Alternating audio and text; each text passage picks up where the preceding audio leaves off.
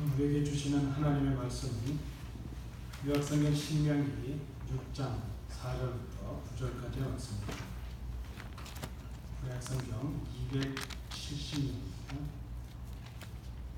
구약성경 271년 신명기 6장 4절부터 9절까지의 말씀 찾으셨으면 교독으로 보도록하겠습니다. 신명기 6장 4절부터 9절까지의 말씀입니다. 이스라엘아 들으라. 우리 하나님 여호와는 오직 유일한 여호와이시니 너는 마음을 다하고 뜻을 다하고 힘을 다하여 내 하나님 여호와를 사랑하라. 오늘 내가 네게 명하는 이 말씀을 너는 마음에 새기고 내 자신을 살리고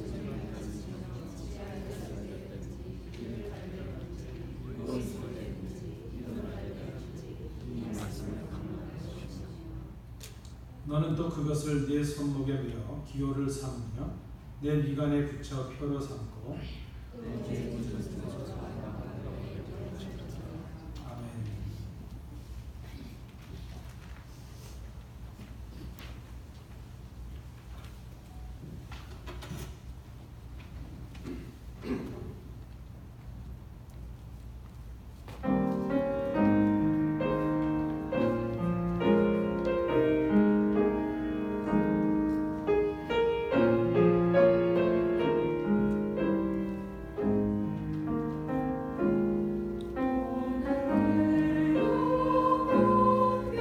주시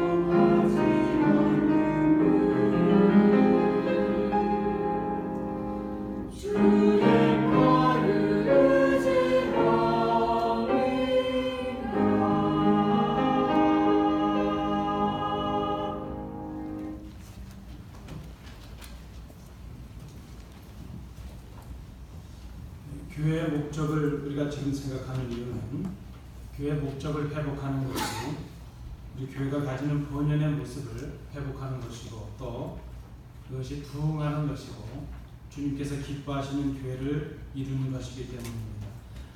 오늘 우리가 생각하는 또 하나의 교회의 목적은 교육이라는 주제입니다. 제자 양육이라는 말입니다. 그러므로 너희는 가서 모든 족속으로 제자를 삼아 아버지와 아들과 성령의 이름으로 세례를 주고 내가 너희에게 분부한 모든 것을 가르쳐 지키게 하라. 볼지어다 내가 세상 끝날까지 너희와 항상 함께 있으리라. 주님께서 마지막으로 제자들에게 간곡하게 부탁하시고 명령하신 말씀입니다. 우리 믿는 사람들에게 마지막으로 주신 지상 최대의 명령은 바로 가서 가르치라는 것이었습니다. 모든 사람에게 주님을 증거하고 주님의 제자가 되게 하고 세례를 베풀어야 될 이유는 주님께서 분부하신 모든 것을 가르쳐서 그 분부한 모든 것을 지키는 사람이 되게 하기 위함입니다. 주의 말씀을 지키는 성숙한 주의 제자를 양육하는 것, 그것이 바로 교회가 가져야 될 본질적인 사명, 교육의 사명이라 말할 수 있습니다. 그래서 우리가 교회 목적, 교회 교육의 사명을 말하는 것, 생각하는 것, 그 자체가 하나님의 명령에 대한 순종인 것을 우리가 생각해야 될 것입니다. 오늘 함께 봉독하신 본문의 말씀은 여러분 잘 아시는 쉐마라는 이름이 붙여져 있는 쉐마 본문으로 이름이 잘 알려진 본문입니다. 쉐마 이스라엘, 이스라엘아 들으라는 이렇게 단어로 시작되는 본문입니다. 대부분 이 말씀을 우리는 어떻게 이해하는가 하면 이 말씀은 자녀들에게 부지런히 가르쳐야 된다, 하나님의 말씀을 부지런히 가르쳐야 된다는 그런 교훈의 내용으로 보통 우리가 이해를 하고 있습니다. 그런데 이 교육이라는 것, 이것을 우리 자녀들에게만 가르치고 혹은 자녀들만을 위한 것으로 생각하는 것은 아주 좀 부족하고 잘못된 생각인 것을 우리가 알아야 될 것입니다. 왜 그렇습니까? 주님을 닮아가는 모든 성도들이 말씀의 훈련을 통해서 성숙한 신앙인들이 되는 것, 그 자체가 바로 교육이요. 또 그 자체가 주님께서 우리에게 명령하신 그 명령에 순종하는 길이 되기 때문입니다. 쉐마라는 단어는 히브리어로 들으라 하는 뜻을 갖습니다.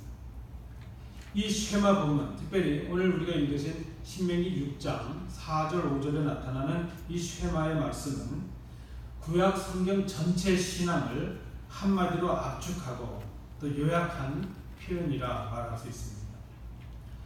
이 쉐마의 본문 4절 5절의 말씀을 우리가 보면 세 부분으로 구성이 되어 있는 것을 봅니다. 이스라엘을 초청하는, 이스라엘을 부르는 초청의 말씀이 있고 선언문이, 하나의 선언이 이어집니다. 그리고 하나의 명령이 이어지고 있습니다. 초청의 말씀은 들으라 이스라엘아 하는 말이죠. 선언은 그 하나님께서 우리의 하나님이시요 오직 한 분이시라는 선언이 이어집니다. 그리고 그 명령이 무엇입니까? 너는 마음을 다하고 성품을 다하고 힘을 다하여 너의 하나님 여호와를 사랑하라. 이 내용이 초청의 말씀과 선언의 말씀과 명령의 말씀, 이것을 우리가 쉐마의 본문 이렇게 말합니다. 그래서 이 쉐마의 본문은 한마디로 말하면 하나님께만 헌신하고 하나님께만 충성을 하라 하는 그런 명령의 말씀으로 이루어져 있습니다. 이 말씀은 우리로 하여금 하나님께서 주신 10계명의 제1계명을 떠올리게 합니다. 나 외에 위하는 신들을 너에게 있게 하지 말지니라. 10계명을 대표하는 그 첫째 되는 1계명이 하나님께 대해서 헌신을 하는데 뭐뭐 하지 말라 이렇게 부정적인 표현으로 쓰였다면 오늘 이 쉐마의 본문은 그 하나님만을 섬기라는 그 본문을 긍정적인 표현으로 바꾸고 있는 것을 봅니다. 나 외에는 다른 신들을 너에게 두지 말라. 그 말씀을 그저 이제는 긍정적으로 바꾸어서 하나님만을 사랑하라, 하나님만을 섬기라, 그렇게 바꾸고 있는 것이죠. 결국 이 쉐마에 보면은 하나님 외에는 다른 신들을 섬기지 말라는 1계명으로 대표되는 모든 10계명을 한마디로 압축하고 함축해서 너희는 하나님만을 사랑하라는 적극적인 표현으로 바꾸고 있는 것을 우리가 볼 수 있습니다. 하나님의 백성된 이스라엘 백성들이 들어야 될 것이 무엇인가? 하나님이 어떤 분이신가 하는 것을 바로 알으라 하는 것입니다. 그리고 그 하나님을 최선을 다해서 사랑하라 하는 것입니다. 또 그렇게 알게 하고 사랑하게 하라 하는 것이 오늘 쉐마의 본문으로 주어지는 명령의 말씀이라 말할 수 있습니다. 여러분, 내가 지금 누군가를 사랑하고 있는가 아닌가 하는 것을 어떻게 우리가 알 수 있을까요?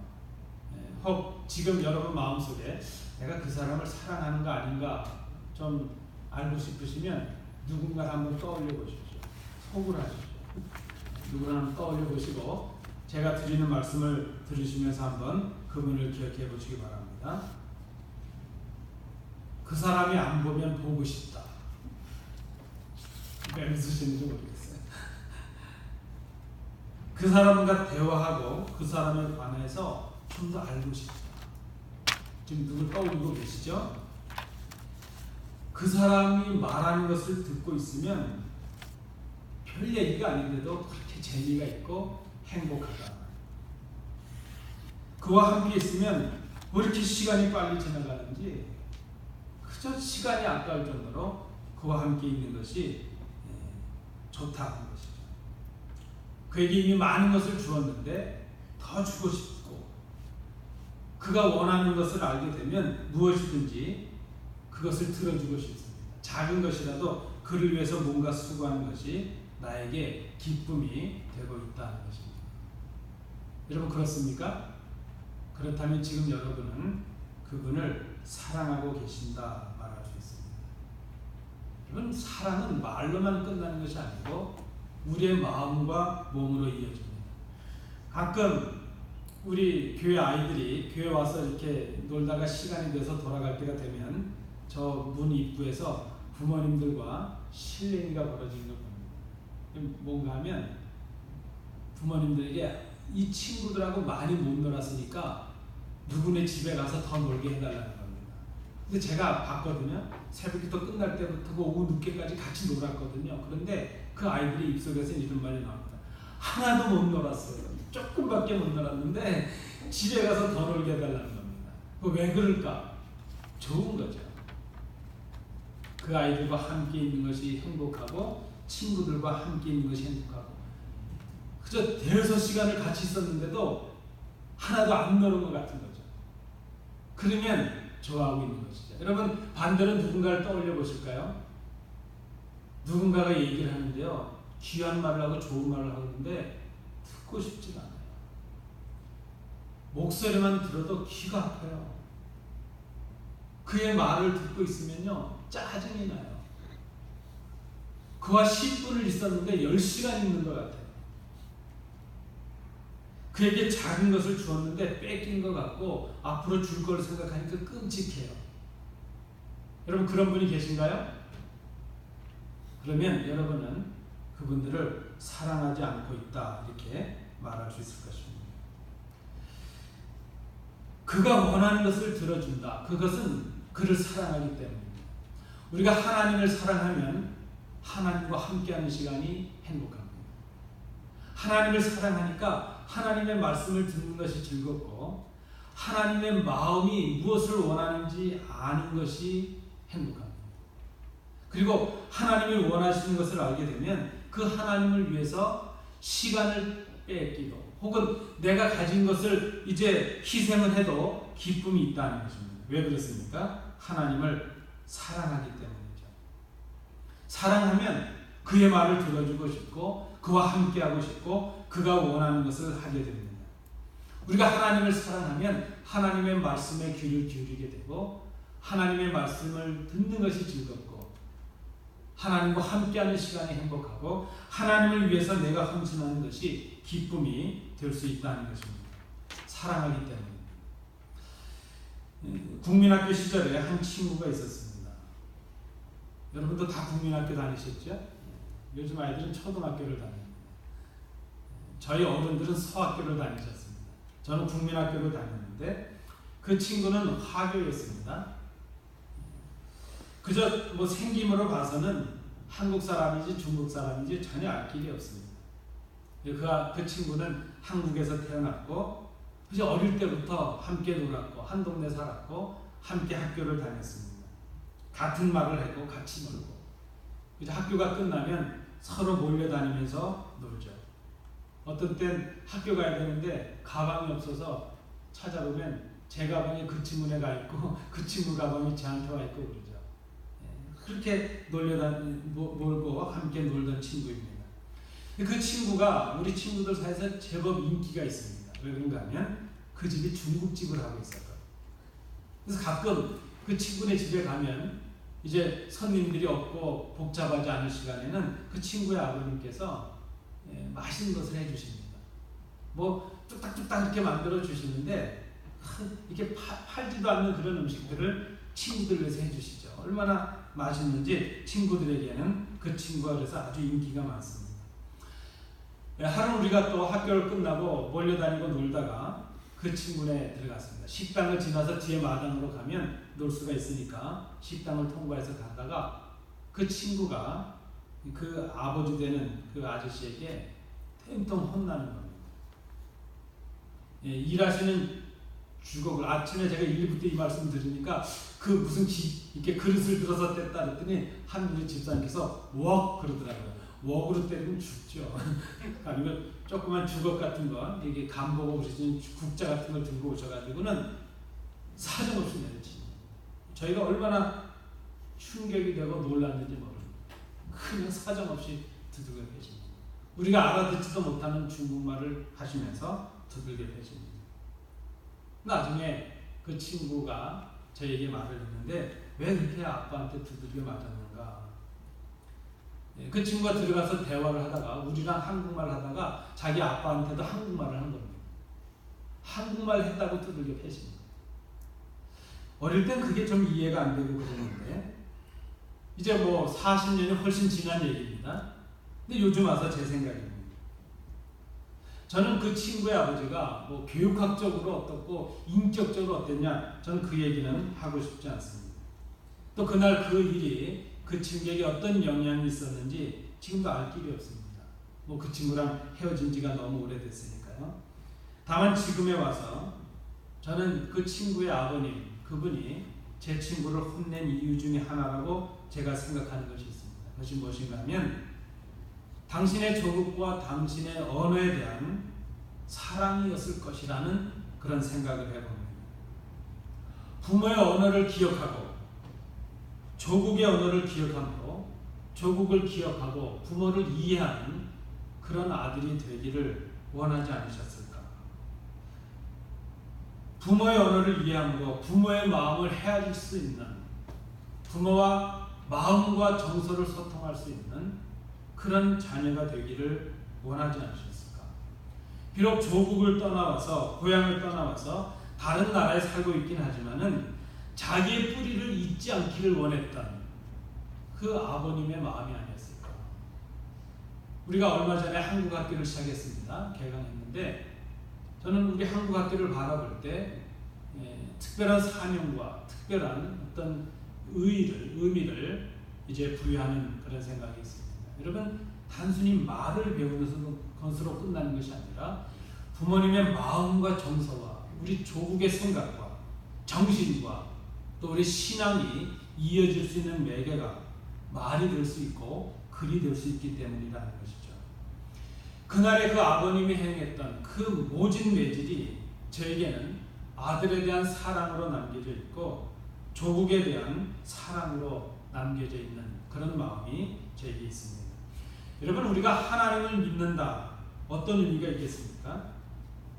우리의 아버지이신 하나님께 우리의 사랑을 드리는 것입니다. 우리의 마음을 다하고 혼을 다하고 우리의 능력을 다해서 하나님을 사랑하는 것입니다. 하나님의 마음을 알기 위해서 최선을 다하고 하나님이 원하시는 것을 알기 위해서 최선을 다해서 노력하는 것입니다. 우리가 최고를 드리지 못한다 할지라도 최선을 드리기 위해서 노력하는 거예요. 좀 더 하나님과 함께하고 좀 더 하나님을 기쁘시게 하기 위해서 때로는 내가 불편해지는 것도 좀 감수할 수 있고 때로는 내 것이 사라지고 희생당하는 것도 모진 그 시간들도 인내할 수 있게 되는 그 마음이 어디서 올 수 있는가? 하나님을 사랑하기 때문이라 하는 것입니다. 여러분, 어떻게 우리가 하나님의 뜻을 알고 또 하나님의 마음을 헤아릴 수 있을까? 하나님의 말씀을 통해서 우리가 말과 글을 통해서 서로를 소통하고 마음을 나눌 수 있는 것처럼 우리가 하나님을 이해하고 하나님을 알 수 있는 그 길은 하나님께서 우리에게 허락해 주신 하나님의 말씀을 통해서 가능하다 하는 것입니다. 우리는 하나님의 말씀을 통해서 하나님의 마음을 알게 되고 하나님의 말씀에 순종함으로 하나님을 향한 우리의 마음을 하나님께 보일 수 있게 됩니다. 우리가 정말 하나님을 사랑한다면 하나님의 말씀에 귀를 기울일 수 있습니다. 정말 우리가 하나님을 사랑한다면 하나님의 말씀을 배우기에 최선을 다해야 될 것입니다. 우리가 하나님의 말씀을 배우기 원하는 이유는 그 말씀을 통해서만이 하나님께서 원하시는 우리를 향하신 그 마음을 알 수 있기 때문이라는 것입니다. 우리가 하나님의 마음을 알아야 하나님 기뻐하시는 일을 할 수 있지 않겠는가 하는 것이죠. 오늘 본문을 통해서 하나님을 사랑하는 사람들이 말씀에 대해서 가져야 될 자세가 무엇인가? 첫째는요, 그 말씀을 마음에 새기라 하는 것입니다. 하나님의 말씀을 마음에 새긴다 하는 그 말은 하나님의 말씀을 나에게 가장 소중한 것으로 간직한다는 그런 의미가 있습니다. 하나님의 말씀을 내 마음에 새긴다. 그것은 내 모든 의지와 내 결정을 하나님의 말씀에 맞춘다는 의미가 있습니다. 하나님의 말씀을 내 판단의 가장 기준, 가장 귀한 기준으로 가장 귀한 가치로 삼는 것, 그것을 바로 말씀을 새긴다 이렇게 말할 수 있습니다. 여러분 어떠시죠? 사랑하면 그의 말을 간직하게 되죠. 제가 1부 때 이 말씀을 드리니까 우리 여성 성도님들이 별로 공감을 안 하시더라고요. 그래서 제가 보니까 1부 때 오셨던 그 집사님들은 남편들에게 만족도가 상당히 높은 것 같았어요. 여기 계신 분들 중에 1부 때 누가 왔는지 궁금하시면 저에게 말씀해 주십시오. 1부에 참석하신 우리 여자 집사님들은 남편에게 만족도가 높은 것 같았어요. 보통 우리 여성 성도님들께서 남편에 대해서 불만을 가질 때가 있습니다. 그 언젠가 하면 저도 그런 불만을 좀 듣는 것 같아요. 말을 잘 듣지 않는다는 거죠. 말을 중요하게 귀담지 않는다는 거죠. 흘려듣는다는 것이죠. 되게 우리 남성들이 아내의 말을 잘 안 듣는 것 같아요. 듣고 또 잘 잊어버리죠.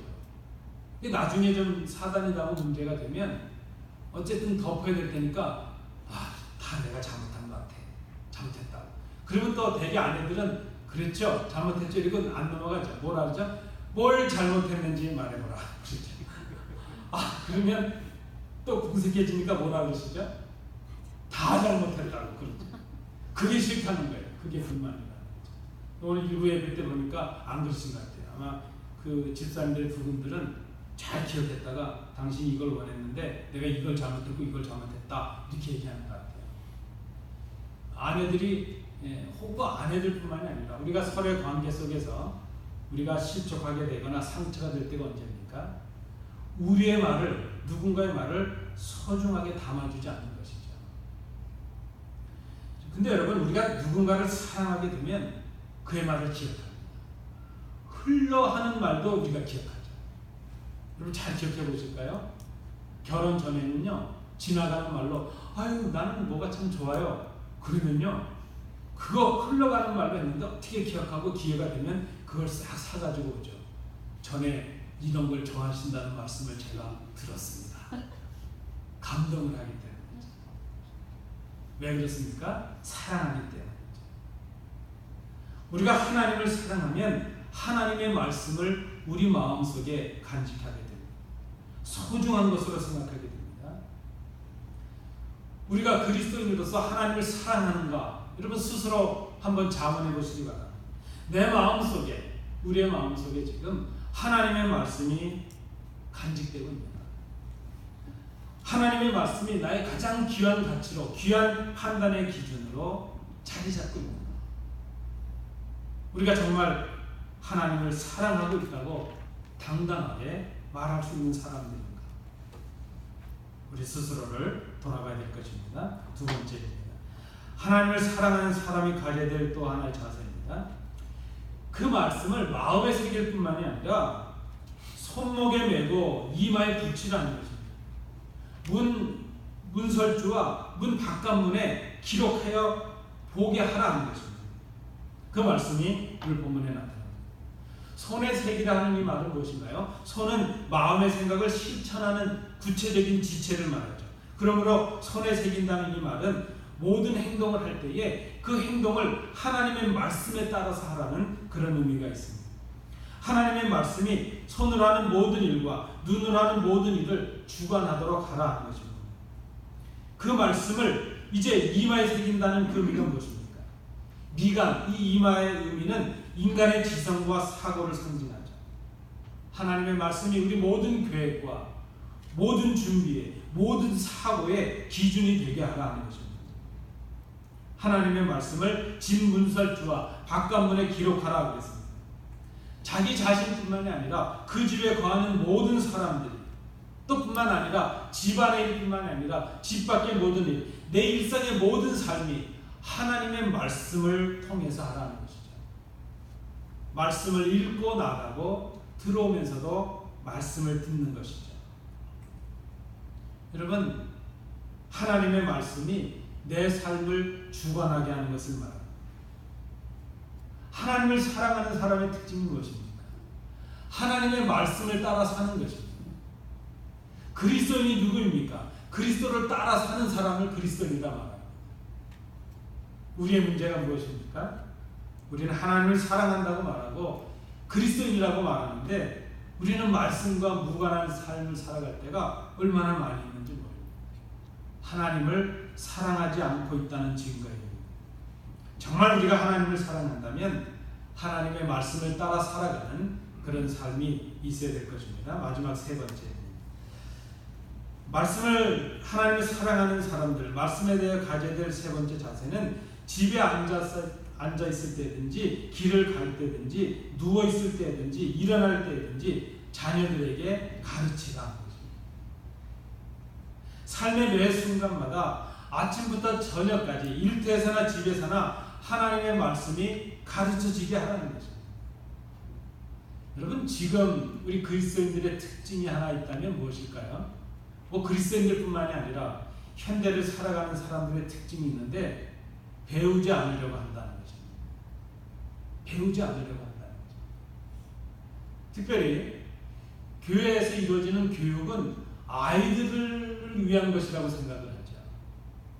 어른이 되면 배우지 않아도 된다고 생각을 한다는 것입니다. 그렇지가 않습니다. 우리의 신앙은 평생을 배우는 것입니다. 주님 오실 때까지 배우는 것입니다. 하나님을 사랑한다는 것, 믿음이라고 하는 것, 그것은 구체적으로 끊임없이 하나님을 배우고 그리스도를 배우고 그 배운 바를 실천하는 것, 하나님을 사랑하는 방법을 배우고 하나님을 구체적으로 사랑하는 것, 그것이 성숙한 믿음이라 말할 수 있습니다. 하나님을 사랑하기 때문에 하나님의 말씀을 듣습니다. 하나님을 사랑하기 때문에 하나님의 말씀을 읽기에 열중을 합니다. 하나님을 사랑하기 때문에 그 말씀의 의미가 무엇인지 말씀을 공부하고 배우기에 힘쓰는 것입니다. 그리고 그 말씀대로 살려고 몸부림치는 것입니다. 하나님을 사랑하기 위함이라는 것입니다. 요한복음 14장 21절에서 주님 말씀하십니다.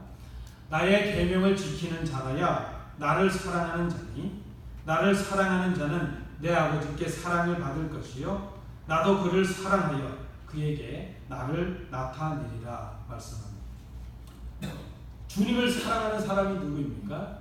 주님의 말씀을 지키는 사람이라는 것입니다. 말씀드린 대로 교육은 자녀들만을 위한 것이 아닙니다. 오늘 본문을 잘 보십시오. 말씀을 손목에 붙여서 기호로 삼고 이마에 붙여라 그렇게 말씀했는데 누구의 손목이고 누구의 이마입니까? 잘 보시죠. 자녀들의 손목이고 자녀들의 이마입니까?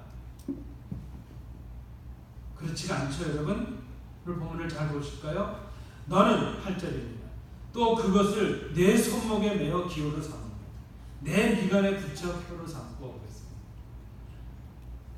지키고 행해야 될 그 말씀, 쉐마의 말씀을 자녀들의 손목에 매고 자녀들의 이마에 붙이는 것이 아니라 가르쳐야 될 우리의 손목에 매고 우리의 이마에 붙이라는 것입니다. 이 의미가 무엇이겠습니까? 가르침을 받아야 될 그 자녀들 앞에서 말씀대로 살아가고 있는 자신의 본을 보이라는 의미가 있습니다. 여러분, 우리 캐톨릭의 신부님들은 그 사제복에 클러지 칼라를 입죠. 그 사실은 그게 천주교 신부님들만의 옷이 아니죠. 이 클러지 칼라를 해서 입고 다니는 개신교 목사님들도 많이 계십니다. 여러분, 그 클러지 칼라를 입고 다니면 편할까요? 불편할까요? 불편할 때도 있고 편할 때도 있겠죠. 이렇게 클러지 칼라 같은 걸 입고 병원 같은 데 가면요, 안내하는 사람이 주차할 때, 여기는 모르겠습니다. 다른 데 가면 패스터냐고, 클러지 파킹 낫이 따로 있죠. 야, 세우라고 이렇게 할 때도 있죠. 근데 대부분 불편하죠. 그래서 어떤 목사님들은 이거 개목걸이 같다 이런 분들이 있죠. 자유롭지 못하겠죠. 어디 가서 화낼 일이 있어도 화내기가 불편하겠죠. 다 목사라는 걸 아니까. 여러분, 만약에 우리가 일상에서 살아갈 때 명찰 하나씩 달고 때면 어떨까요? 메갈레는 한인 장로교회, 장로 아마교회, 권사 아마교회, 부역장 아마교회, 남전도 회장 아마교회, 여전도 회장 아마교회, 성가대원 누구누구, 담임 목사 누구누구, 이렇게 하고 다니면 여러분 어떠실까요? 시장에 가서, 마켓에 가서, 우리 삶의 현장에서 우리가 우리 자신을 드러내놓고 산다면 어떨까? 여러분, 본이 되라 하는 것입니다. 자녀들의 손목이 아니고 자녀들의 이마가 아니고 가르치고 있는 너희들 손목에 매어서 기호로 삼고 그 말씀을 너희들 미간에 붙여서 삶의 기준을 삼으라. 그리고 너희들이 그렇게 하나님을 사랑해서 말씀대로 살아가고 있는 그 본을 자녀들에게 보이라. 이렇게 지금 말씀하고 있습니다. 여러분, 교육은, 가르치는 것은 말로 하는 것이 아니라 보여주는 것입니다. 우리 사랑하는 성도 여러분, 특별히 중직대 된 성도 여러분, 믿음의 본을 보여주십시오. 예배 참석하는 일이나 헌금하는 일이나 전도하는 일이나 여러분의 삶의 모습 속에서 아직 연약하고 불신자들과 초신자들과 우리 어린 자녀들이 바라볼 수 있는 본을 보여주시는 성도들 되실 수 있길 바랍니다. 그것이 교육입니다. 먼저 배우고 그 본을 보여주는 것, 그것이 바로 교육이라는 것입니다. 신앙 교육의 가장 핵심이 무엇입니까? 하나님을 사랑하는 것이라면 여러분이요, 하나님을 사랑하는 여러분의 모습들을 보여야 될 우리 자녀들과 연약한 성도들에게 보여주십시오. 우리가 본으로 보여줌으로 그들로 하여금 하나님을 사랑하게 하는 사람들이 되게 합니다. 제가 그래서 오늘 설교의 제목을 하나님을 사랑하게 하라 이렇게 붙였습니다. 그게 바로 교육이라는 것입니다. 어떻게 하나님을 사랑할까? 오늘 본문은 그렇게 말씀합니다. 마음을 다하라, 성품을 다하라, 힘을 다하라. 다해야 사랑하라 하는 것이죠. 여러분, 이 다한다는 것이 어떤 의미일까요? 마음을 다한다는 것, 성품을 다한다는 것, 힘을 다한다는 것. 물론 최선을 다한다는 것, 그런 의미로 우리가 해석해 볼 수 있습니다. 저는 여러분 아시는 대로 강원도 사람인데 강원도에서는 꽤 이름 날 만한 운동선수들이 있었습니다. 최근에 강원도가 왜 그렇게 테니스도 잘하죠. 테니스의 유명한 선수들이 강원도 선수들이 좀 있었고요.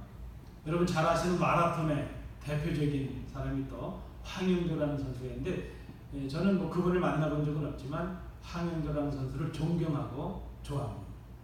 딱 한순간의 모습을 보고 제가 그렇게 됐습니다. 여러분 아시죠? 이 마라톤이 참 힘든 운동 아닙니까? 원래 그 마라톤의 유래가 전쟁을 승리를 알리기 위해서 병사 하나가 뛰어와서 그 마라톤 전쟁에서 승리하고 뛰어와서 왕에게 승리했다는 승정보를 알리고 죽었다는 거 아닙니까? 그래서 그 병사를 기념하면서 마라톤이라는 운동 경기가 생겼다고 그러지 않습니까? 42.195m 얼마나 먼 거리입니까? 저는 하프 마라톤을 해본 적이 있는데요. 하프 마라톤하고 결론 내렸습니다. 다시는 하지 말아야지. 죽을 줄 알아요. 죽을 뻔했습니다. 이 황영조 선수가 여러분 아시는 대로 92년 바르셀로나 올림픽에서 금메달을 획득했습니다. 내내 일본 선수 뒤에 한 10여 m 뒤에서 이렇게 쫓아가다가 언덕을 올라가는데 일본 선수가 조금 지쳤을 때 갑자기 피치를 올려가지고 일본 선수를 딱 따라 맞춰서 마지막 결승전까지 1등으로 들어오게 되었죠. 그때 그 장면이 얼마나 통쾌했습니까? 근데 여러분 저는 이 황영조 선수가 1등을 했기 때문에 그분을 좋아하고 그건 아닙니다. 물론 그런 것도 있지만 이 마라톤이 얼마나 힘든 운동인가 제가 기록을 봤더니요. 연속으로 2연패 그러니까 지난 올림픽에서 우승을 했는데 그 다음 올림픽에서 또 우승을 한 선수가 2명밖에 없답니다. 여태까지. 여러분 잘 아시는 아베베라는 선수가 있었습니다. 맨발로 뛰었다고 유명했잖아요. 60년대.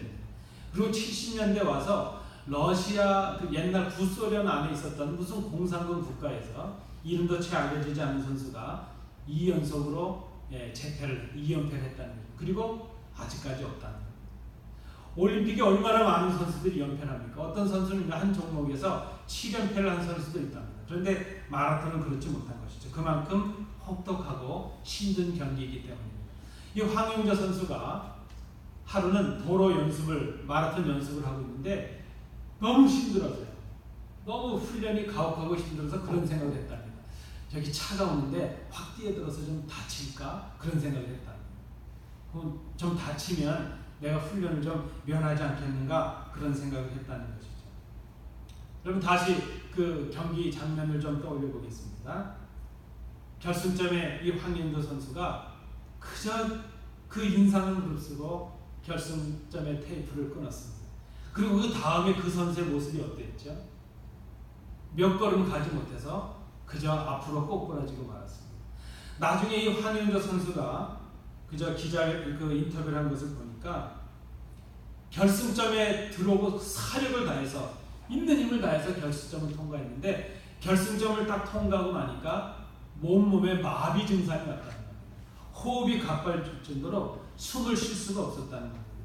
결국 그가 몇 걸음을 내딛지 못하고 쓰러졌습니다. 그렇게 얘기를 합니다. 죽을 힘을 다해서 뛰었습니다. 죽을 것 같이 뛰었습니다. 결승점을 통과하고 한 걸음도 나갈 수 없었던 것이죠. 여러분 가끔 우리가 축구 경기를 보면요. 그 건장한 청년들이 선수들이 전후반 축구가 끝나면 그라운드에 그냥 펄썩 주저앉거나 들어 누워버리고 맙니다. 아니 저렇게 또 젊은이들이 왜 저럴까? 왜 그럴까요? 그 시간 내내 죽을 힘을 다해서 뛰었기 때문에 더 이상의 힘이 남아있지 않은 것이죠. 가끔 보면 이상한 선수들이 있습니다. 달리기 경주가 했는데 1등으로 들이지 않고도 거의 꼴찌로 돌아왔으면서도 아주 팔팔한 선수들이 있어요. 정신이 없는 선수들입니다. 그렇지 않습니까?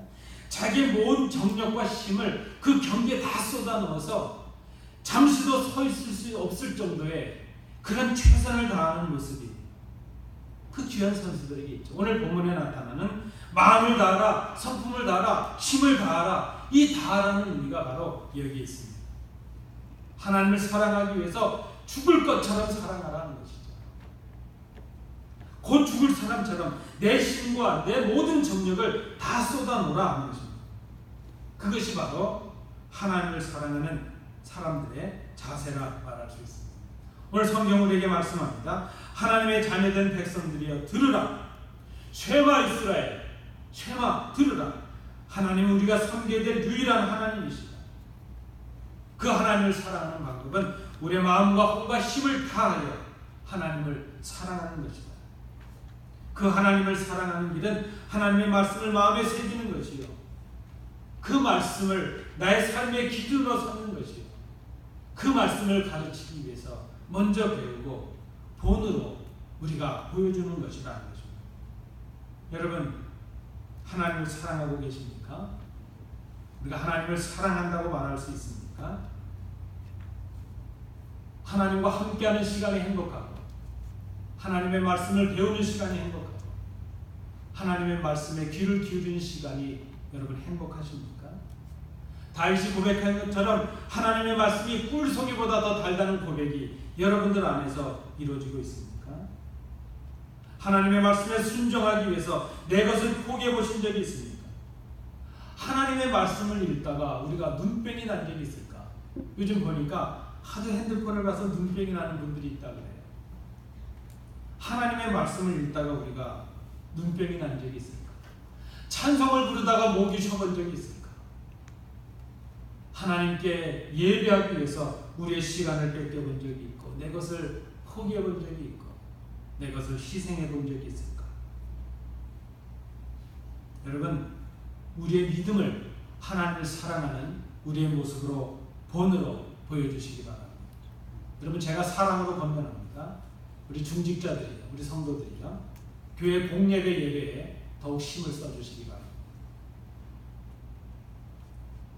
하나님께 예물 드리는 일에 더욱 힘써주시기 바랍니다. 하나님의 이름을 증거하고 전도하는 일에 힘써주시기 바랍니다. 우리 자녀들 앞에, 연약한 성도들 앞에 우리의 신앙을 보여주기에 본을 보이시는 우리 성도들 되어주실 수 있기를 바랍니다. 그것이 바로 오늘 본문이 말씀하고 있는 우리 교회에 주신, 하나님께서 맡겨주신 교육의 사명이라는 것입니다. 하나님을 사랑하는 사람이 되는 일이요, 하나님을 사랑하는 사람들을 양육해내는 일입니다. 이것이 성숙한 신앙인의 길이요, 성숙한 교회의 목적이요, 부흥의 길이라는 것을 우리가 생각합니다. 오늘 우리가 이 하나님의 말씀 앞에 서 있습니다. 하나님의 음성을 듣고 있습니다. 내 하나님을 사랑하라. 그리고 하나님을 사랑하는 사람들을 양육해내라. 교회가 잊지 말아야 될 우리에게 맡겨주신 교육의 사명인 것을, 본질적인 사명인 것을 기억하시는 복된 성도들 되시기 바랍니다. 기도합니다. 은혜로우신 아버지 하나님, 우리에게 주신 사명 두 번째, 교육을 생각해 보았습니다. 하나님의 말씀을 듣습니다. 하나님을 사랑하는 저희들 되게 하옵시고, 하나님을 사랑하게 만드는 저희들이 되기 위하여 말씀의 본을 보이는 복된 성도들, 복된 교회 되게 하옵소서. 예수님 이름으로 기도하옵나이다. 아멘.